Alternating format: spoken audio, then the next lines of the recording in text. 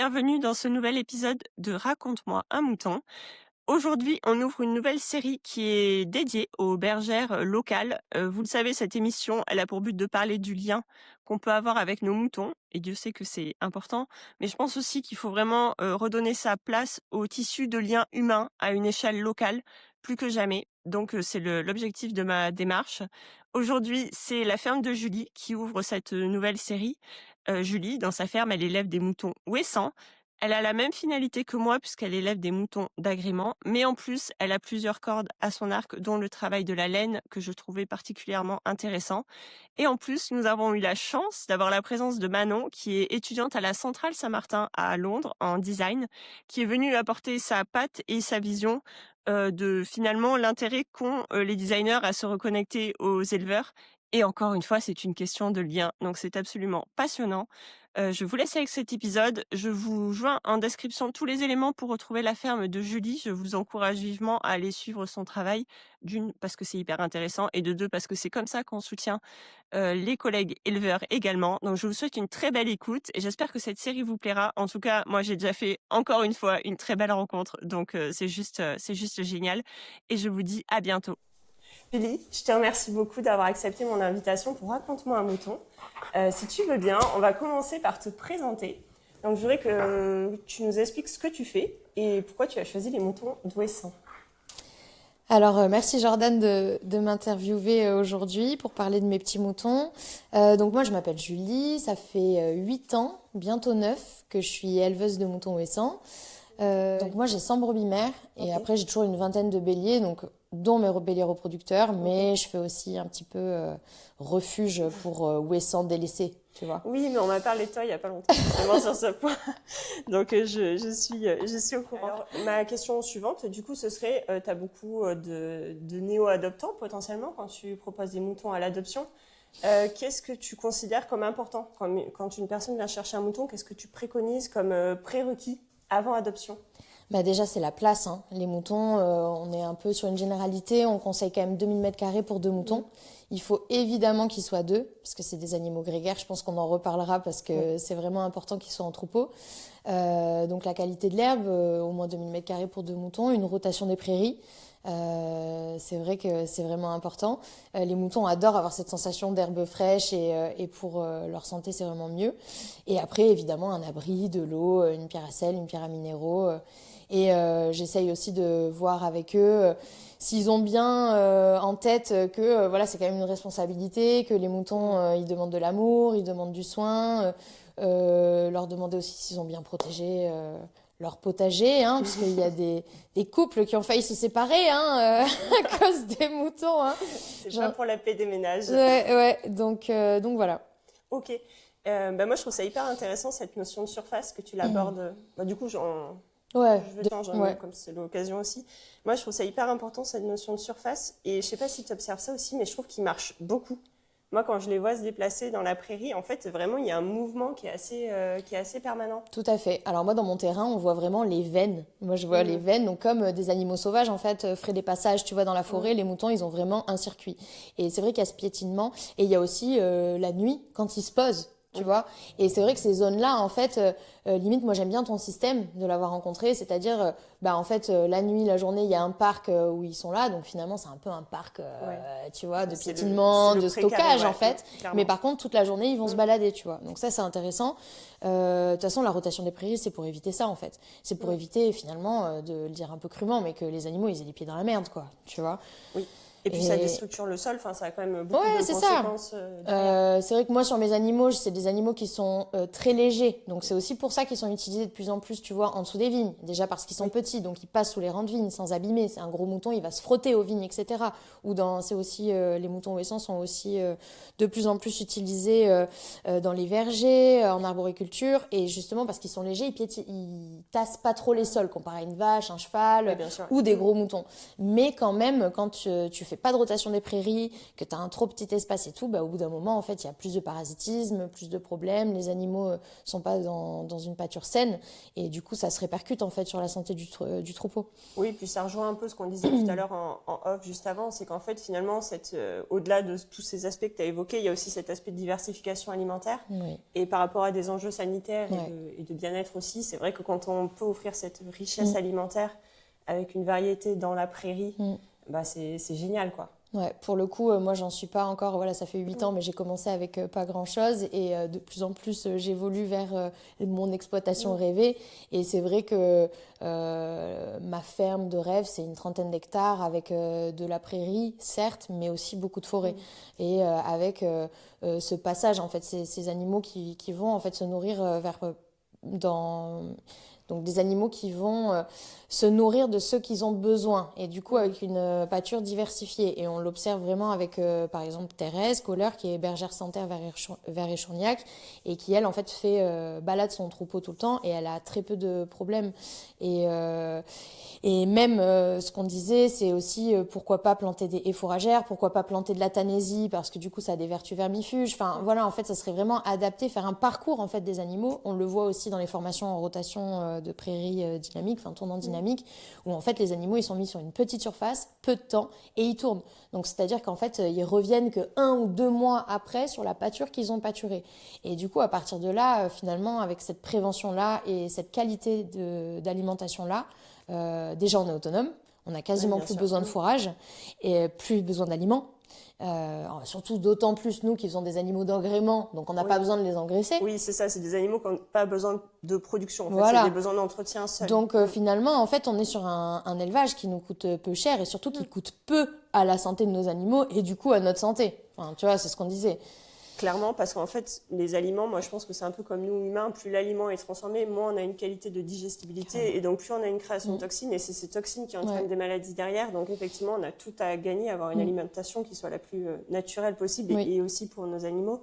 Effectivement, on n'a pas toujours, on a un peu le même sujet sur nos terres, a priori, c'est que ça a été assez déforesté. Oui. Encore quelques haies, moi, qui se battent en duel, mais il y a vraiment ce besoin de recréer. Et je pense qu'effectivement, ça a aussi un intérêt économique et en termes de santé pour nos animaux, qu'ils n'aient pas à digérer des choses qui ne sont pas forcément beaucoup pour eux, quoi. Ouais. Et pour tout le monde, et on rejoint le sujet du réchauffement climatique où on disait que de plus en plus on va être quand même amené à avoir des sécheresses et tu vois, voilà, les mecs qui posent des drains dans des champs pour évacuer l'eau, plante des arbres, enfin, tu vois, recrée ton sol, régénère ton sol. Et ça, je pense que demain, on va avoir vraiment besoin d'avoir des zones ombragées pour nos animaux parce que tout est cramé, nous, chez nous, à la fin de l'été. Là, de toute façon, l'été dernier, on a eu un exemple flagrant de prairie qui ressemblait à la savane. Globalement, c'était complètement la savane et avec des stocks de foin qui, du coup, se sont attaqués de manière hyper précoce. Et je pense que c'est vrai que l'enjeu d'avoir des grandes surfaces, même si on a peu d'animaux, c'est aussi cette capacité à avoir des terres à proposer pour éviter d'alimenter en fourrage derrière. T'es pas autonome, quoi. Donc moi, en plus, qui ai fait un choix de pas avoir de machine, de pas m'endetter, etc. Si tu veux, je peux pas me permettre en fait d'avoir ce système-là, d'être. Là, je dépends de mes voisins, on a quand même des super liens et ça reste pas cher. Mais demain, j'ai envie de pouvoir nourrir mon troupeau. Et puis même ce truc d'avoir la boule au bide, de devoir aller clôturer en plein été un vieux bout de forêt, tu vois, pour pouvoir mettre mes animaux et tout.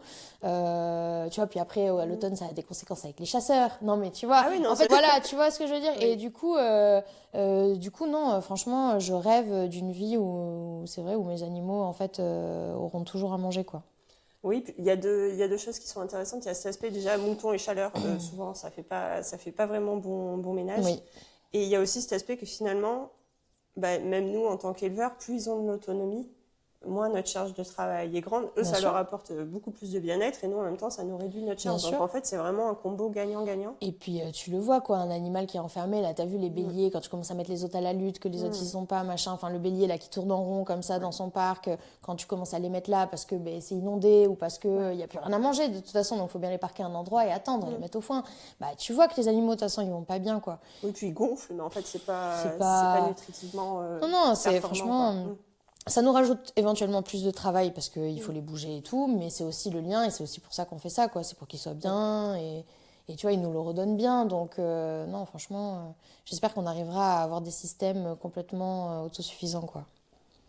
Après, je pense que c'est vraiment des choix d'élevage. Enfin, Mm. tu vois, je pense Oui, qu'on a oui, des modèles hyper extensifs et en fait, oui, c'est finalement, vrai. je trouve qu'en plus, ce qui est dommage, c'est que, tu vois, nous, on a le même fonctionnement, on n'a pas d'endettement en termes de mécanisation, on a une Mm, mécanisation qui est très très faible, on cherche des grands espaces mm, et plus tu vas faire ça, plus tu vas réduire aussi ta charge d'intervention et même pour les animaux, les gestes mm. invasifs qui sont des gestes de soins, etc., c'est pas une partie De de plaisir, plaisir, oui. donc finalement, ça permet d'avoir un lien qui est plutôt dans des interactions qui vont être positives aussi à la fin, quoi. C'est drôle, je rebondis directement là-dessus parce que ça me fait penser à quelque chose. La dernière fois, j'ai vermifugé mes bestioles et je me suis dit, vas-y, je me mets pas du tout dans le mode, allez, je vermifuge tout le monde, je suis là en mode humaine, non, non, non. Je me suis dit, je vais parler à chacune des brebis, tu vois.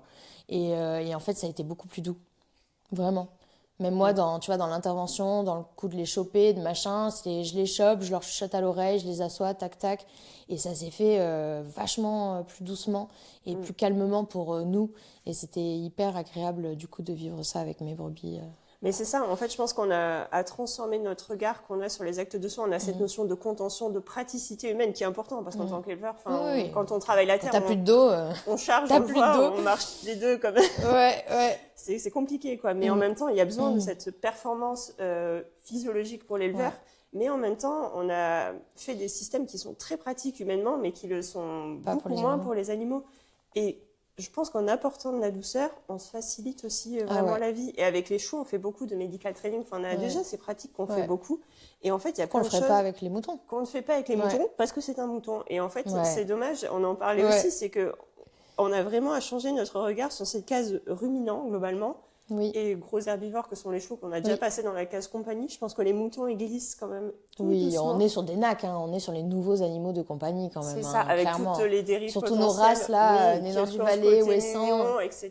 Ouais. Et c'est pour ça que j'avais aussi envie qu'on fasse cet épisode parce que je pense que notre pédagogie en amont, elle est vraiment importante. Ah oui. Parce qu'en fait, les petits ruminants, c'est quand même des animaux qui sont fragiles et qui nécessitent qu'on s'intéresse vraiment à eux, qu'on comprenne leur mode de fonctionnement pour qu'ils puissent, eux, avec leur humain, vivre la vie qui va être la meilleure. Parce qu'on peut vite faire des erreurs qui ne sont pas des erreurs qui ont un fond volontaire, en fait. C'est des erreurs d'incompétence parce qu'on n'a pas appris à connaître cet animal vraiment, quoi, finalement.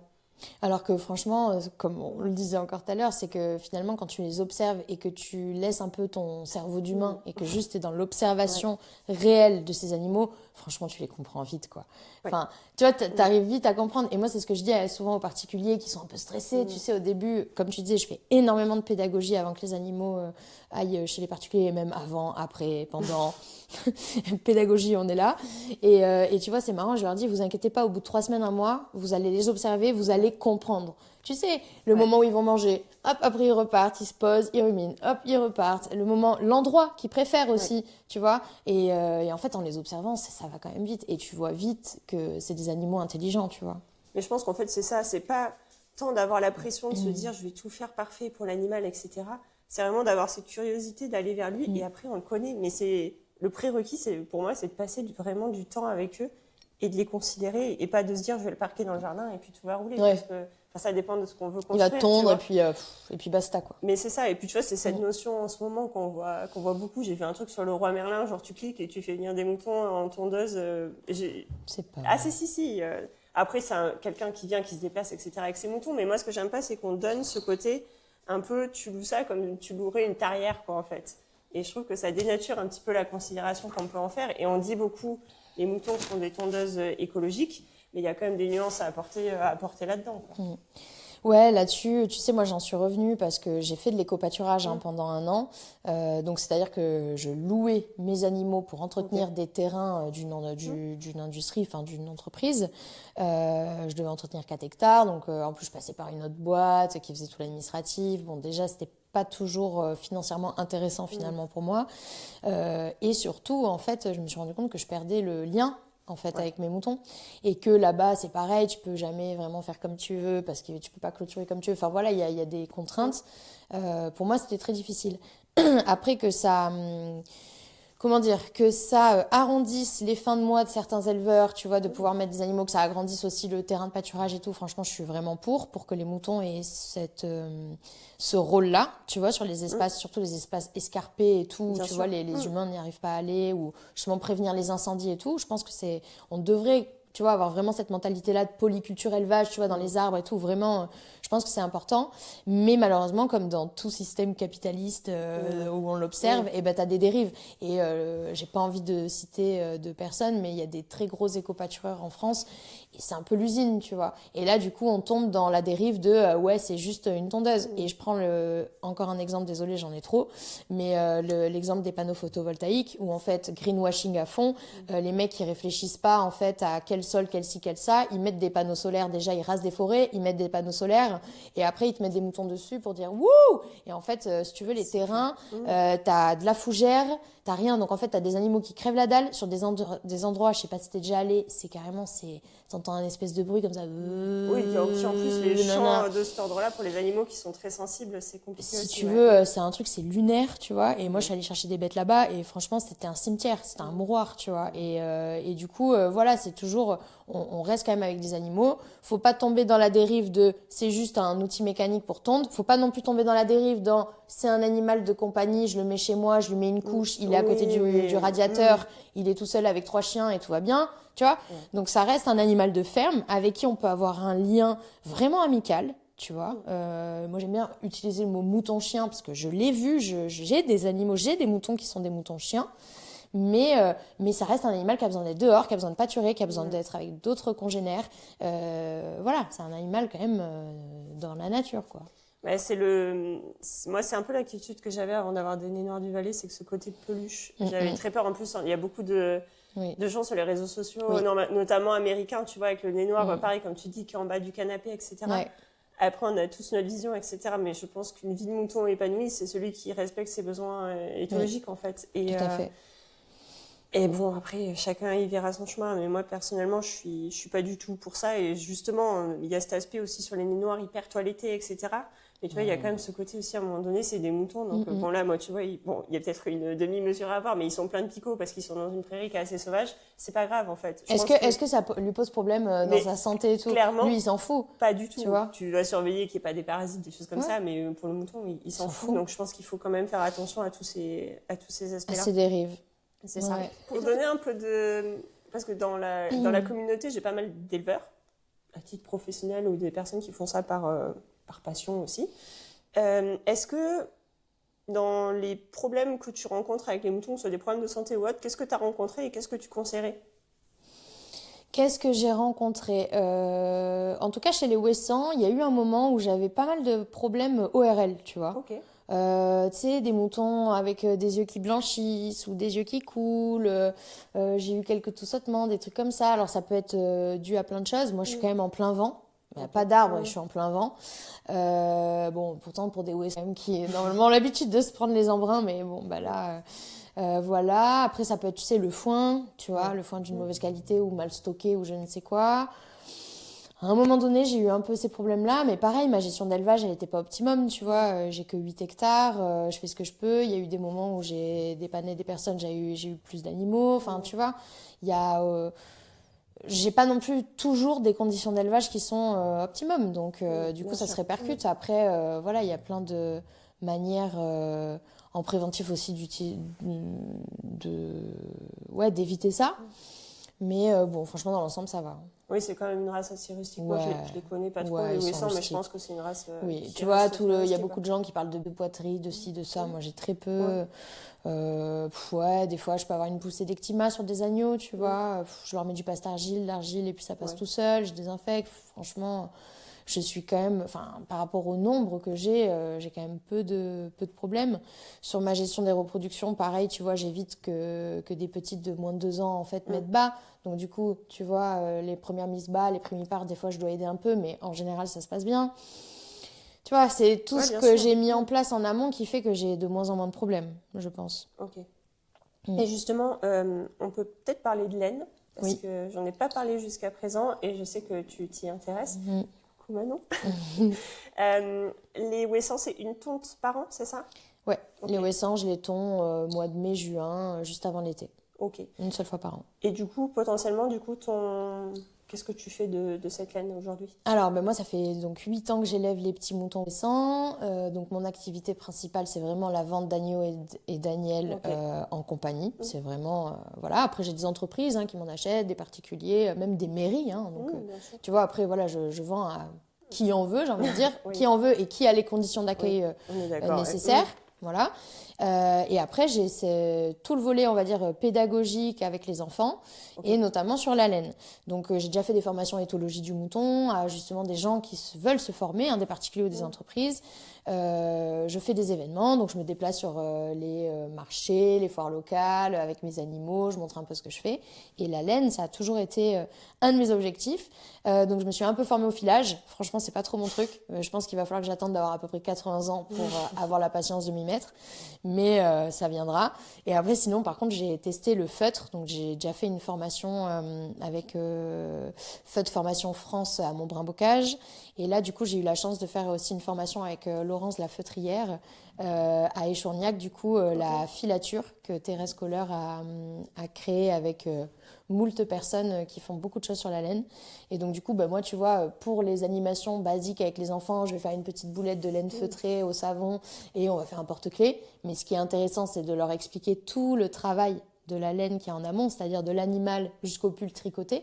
Donc ça, c'est des choses que je fais en animation, parce que c'est quand même mon métier de base. Je suis animatrice et coordinatrice de projet à la base, quand même, avant d'être éleveuse. Oui, donc tu as réussi à faire le pont entre J'ai les fait deux, le ouais. pont, voilà. Et après, du coup, là maintenant, j'ai envie de vendre ma laine. Donc, je vends de la laine cardée, je vends des toisons brutes, je vends du fil que j'ai fait filer, que j'ai fait carder, etc. dans des filatures. Et l'idée maintenant, ça serait de développer une gamme de petits accessoires, tu vois, en laine feutrée. Et justement, en ce moment, j'ai Manon. Tu veux peut-être, je sais pas, faire un coucou, non, à la caméra, non, je sais pas. Ou peut-être, je sais pas si on parle de la laine jusqu'au bout. Mais si, viens intégrer le sujet laine. Je pense que ça peut être bien. Tu vas devoir enjamber un ou deux chiens. Joins-toi à nous. Donc, du coup, on a Manon qui nous a rejoint, qui va se présenter. Et je pense qu'on va pouvoir englober ce sujet laine d'une manière beaucoup plus large du fait de ta présence. Donc, vas-y. Alors, attends, on va peut-être faire un truc. Tiens, mais je te file le mien. Ouais, on peut faire ça. Tu peux le tenir à la main, on peut le clipser. Bonjour, moi c'est Manon Lautrédoul. Du coup, je suis étudiante en design textile à Londres, à Centrale Saint-Martin. Et du coup, voilà, j'ai contacté Julie parce que justement dans ma formation, je voulais vraiment m'intéresser et comprendre mieux les matériaux qu'on utilise, vu que je suis en tissage aussi, donc la laine est quelque chose qu'on utilise quand même pas mal. Et du coup, je me suis dit, ce serait idéal de rencontrer Julie parce qu'en plus, voilà, je viens de Bretagne, je m'intéresse au patrimoine culturel et général de Bretagne. Et du coup, éleveuse de moutons de Ouessant. Du coup, voilà, ça me paraissait assez logique de contacter Julie. Et du coup, voilà comment je suis arrivée ici. Et du coup, j'apprends les bases du métier d'éleveuse et aussi de tout ce qui est possible avec la laine, avec Julie. Ok, voilà. super. Attends, tu vas le garder un petit peu. Du coup, quel regard, maintenant que tu as rencontré Julie, que tu as vu vraiment sur le terrain ce matériau, quel regard tu portes dessus et qu'est-ce qui t'a éventuellement surpris, qu'est-ce que tu as apprécié? En fait, c'est vraiment comprendre vraiment déjà toutes les étapes que nécessite du coup le produit fini. Parce que moi, c'est ce que je connaissais, donc le fil ou les pièces, comme c'est tricotées ou tapis et autres.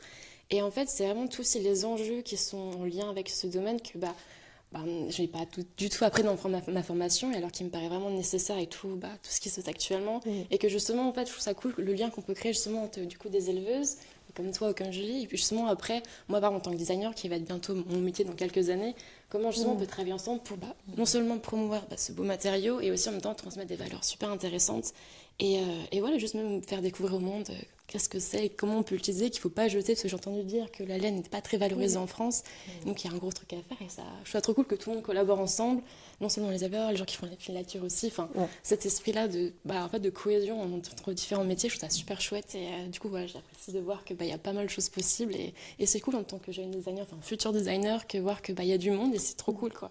Je pense que moi, ce qui m'intéresse, c'est que tu mets le doigt sur cette notion de lien. Et je pense qu'aujourd'hui, c'est vraiment pour moi, le truc qu'on a besoin de cultiver, que ce soit le lien avec nos animaux, nos terres, mais aussi le lien qu'on a entre nous, Et tu vois, toi, comme tu dis, tu pars d'un produit fini, mais tu vois, tu as quand même ce lien finalement avec l'animal. Là, tu vois, tu as pu les toucher, tu les vois, maintenant tu vois un petit peu comment fonctionne l'exploitation.